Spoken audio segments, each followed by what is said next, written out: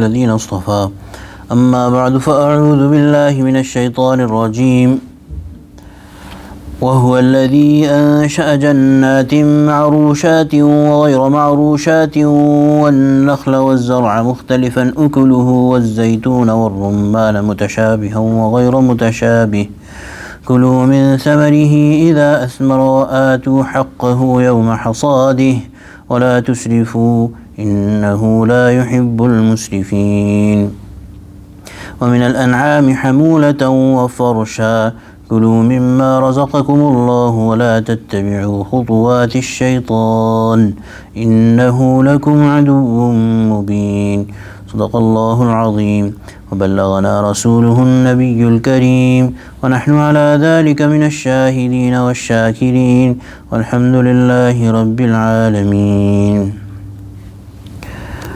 In the previous ayat, some customs of the mushrikeen, those who associated partners with Allah subhanahu wa ta'ala, those customs that they had devised and na'udhu billah fabricated, that Allah subhanahu wa ta'ala has prescribed those and they are part of their religion, while they themselves wanted to seek their own personal benefits through those customs. Allah subhanahu wa ta'ala had told us about the senselessness of those principles. Now Allah subhanahu wa ta'ala in these ayat, وَهُوَ الَّذِي أَنشَأَ جَنَّاتٍ مَعْرُوشَاتٍ وَهُوَ الَّذِي, He is the one, الَّذِي, the one, أَنشَأَ, has created, جَنَّاتٍ مَعْرُوشَاتٍ وَغَيْرَ مَعْرُوشَاتٍ. Jannat is a plural of garden. Jannat literally means garden. Jannat means plural, gardens. Ma'rushat wa ghayra ma'rushat. Ma'rushat, this word is driven from arsh.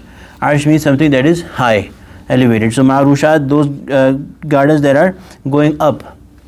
Wa ghayra ma'rushat, and those who are not going up. Or ma'rushat basically means, literally it would, arsh is high, but ma'rushat are those kind of vegetations that are that wind around some other support and climb up.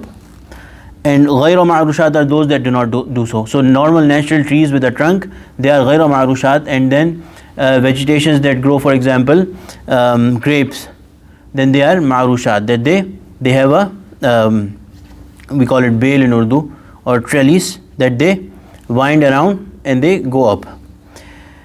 So if you are saying that these ma'budat or these associate gods that you have created, they also deserve a right in your sacrifice, they also have some share in your sacrifice, then who created them in the beginning? That thing that you are sacrificing, who created them and who gave them such differences and such unique properties? It is only Allah subhanahu wa ta'ala. That He has taken care of the needs of every single plant. So the plants that go up, they are generally those who need more air, need more sunlight. So Allah subhanahu wa ta'ala made them in a way that their fruit is high up in the air, so it is able to get the appropriate amount of its requirements, whatever it needs. And similarly, there's plants that are very similar in nature and structure to these ma'rushat, but they never climb up. For example, melons. For example, these heavy pumpkins, those kind of fruits, their plant is similar in structure but does not climb up. Even if you try, it does not do that. And Allah subhanahu wa ta'ala has created it in such a way, because these fruits need to stay closer to the ground, because they are driving their stuff they have a lot of nutrition, and that nutrition comes from the earth and travels to them quickly, so they are closer to the earth. So it is only Allah subhanahu wa ta'ala. These associate gods that you create with your own hands, they have no idea of what's going on in the creation of these things. وَالنَّخْلَ وَالزَّرْعَ. Nakhl basically means date palms. وَالزَّرْعَ, all sorts of crops. مُخْتَلِفًا, with such a variety. ukulu, variety of edibles. Ukul, akal, meal, eating, partake from something. It is that you eat. Was zaytun, and look at the olive. War rumman, and pomegranate. Mutashabiham wa ghayra mutashabih. And this has come before as well, that olive and pomegranate, they are such weird plants, such weird fruits, that they are alike in taste but different in appearance. Sometimes they are different in taste but alike in appearance. So mutashabihun wa ghayra mutashabih, similar and dissimilar. Kulu min samarihi, so eat from the fruits of these plants, idha asmara, when it bears fruit. وَآتُوا حَقَّهُ يَوْمَ حَصَادِهِ, and pay its due on the day of the harvest. So that haqq, that right, that due which Allah subhanahu wa ta'ala, the creator of these and the creator of you, has prescribed. And the detail of it is, and even in that there is a lot of wisdom. The detail of that commandment is not given here, but it should be discussed, because there is a difference of opinion about some ulama that this is a Makki ayah or a Madani ayah, but most agree that this is a Madani ayah, because the commands of zakat, what you give from what you earn, the command of those, the details of which, according to most ulama, most mufassirin, according to most sahaba even, it came in Madani life. Some say that the basics of it had come in Makki life as well, but the amount was not prescribed. The set amount was not told that how much do you have to give. So therein there is a wisdom of Allah subhanahu wa ta'ala, that those kind of produce or wealth that you make with a lot of struggle, with a lot of effort, Allah subhanahu wa ta'ala has reduced the share that you have to pay out of it.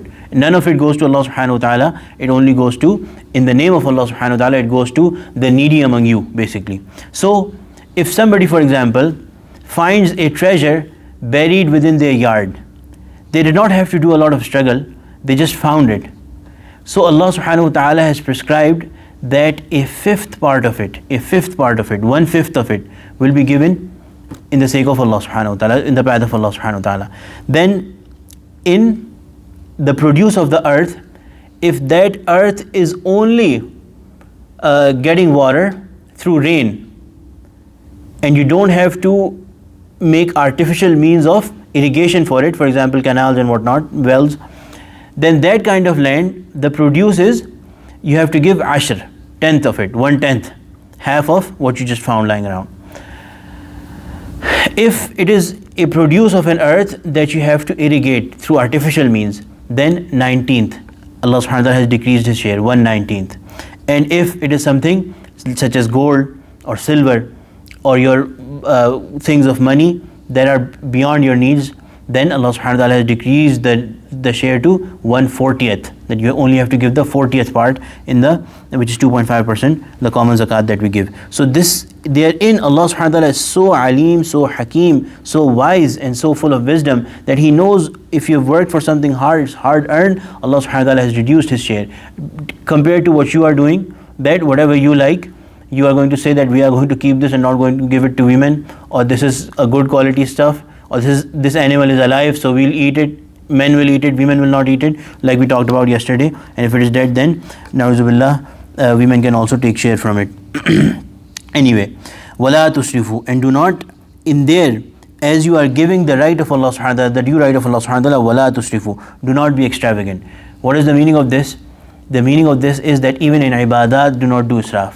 Even in spending in the path of Allah subhanahu wa ta'ala, do not do israf. What is israf in spending in the path of Allah subhanahu wa ta'ala? That one gives all of their money in charity, and their own children and their own family is left to be left on at the mercy of others. That you are becoming poor yourself and you are giving in the path of Allah subhanahu wa ta'ala. So even that is not permissible. In Islam, it is not permissible for somebody to give all of their wealth to a charity and make his own dependents qallash or needy. That is not permissible, or deprive them of inheritance.